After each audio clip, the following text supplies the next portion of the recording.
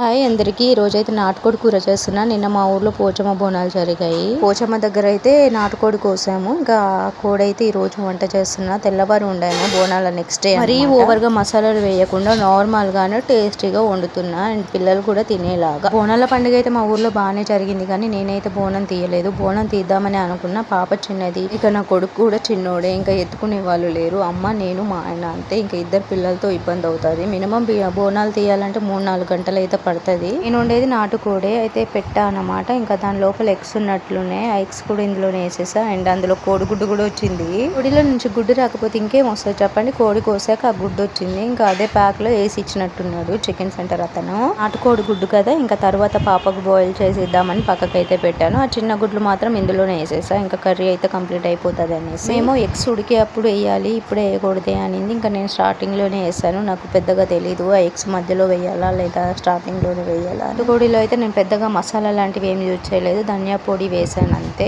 ఇంకా అల్లం వెల్లుల్లి పేస్ట్, కారం, ఉప్పు, ఇంకా టమాటా ఇదంతే. ఇక అలాగే మసాలా దినుసులు వేసాను. నేను ఆల్రెడీ బగారా రైస్ కూడా చేస్తున్నా. అందులో కావాల్సినంత మసాలా వేసే ఉంటది కాబట్టి ఇంకా నేను ఇందులో మరీ ఎక్కువ ఘాటు తిన్నా కూడా కడుపులో మంట వచ్చేస్తుంది కదా, ఇంకా మీడియం స్పైసీతోనే చేస్తున్నా. మా ఆయనకైతే బాగా నచ్చింది. అబ్బా, కాంప్లిమెంట్ కూడా ఇచ్చాడు. కూర చాలా బాగా అయింది అని. ఎలాగో చేసిన వంట బాగుంది అన్న తర్వాత ఇంకా కొంచెం సాటిస్ఫై కూడా అవుతుంది కదా.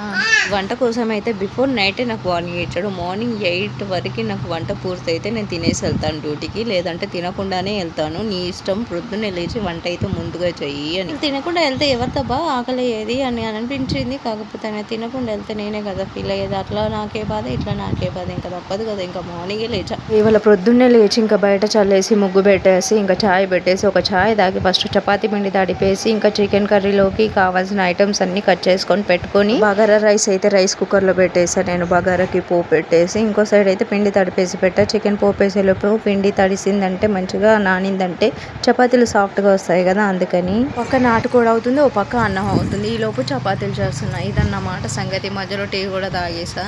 ఇప్పుడైతే 7:37 అవుతుంది ఐ థింక్. ఈ రోజు అయితే చాలా పనులు ఉన్నాయి. అబ్బా, బ్యాంకు కూడా వెళ్ళి రావాలి. మహిళా గ్రూప్ లోన్ వచ్చేది ఉంది. ఇంకా లోన్ గురించి గ్రూప్ ఫోటో దిగేసి ఇంకా సిగ్నేచర్ చేసి బ్యాంక్ ఆయనతో మాట్లాడి రావాలి. అటో ఇటో చపాతీలు చేయడం అయితే అయిపోయింది. ఇంకా బగారా రైస్ కూడా కంప్లీట్ అయిపోయింది. అండ్ నాటుకోడి కూరటం కూడా కంప్లీట్ అయిపోయింది. టేస్ట్ వైజ్ గా అయితే చాలా బాగుంది. అన్ని వేసిన కూరల కంటే ఏం వేయని కూరలే బాగుంటాయి. గుర్తుపెట్టుకొని వీడియో నచ్చితే లైక్ అండ్ సబ్స్క్రైబ్.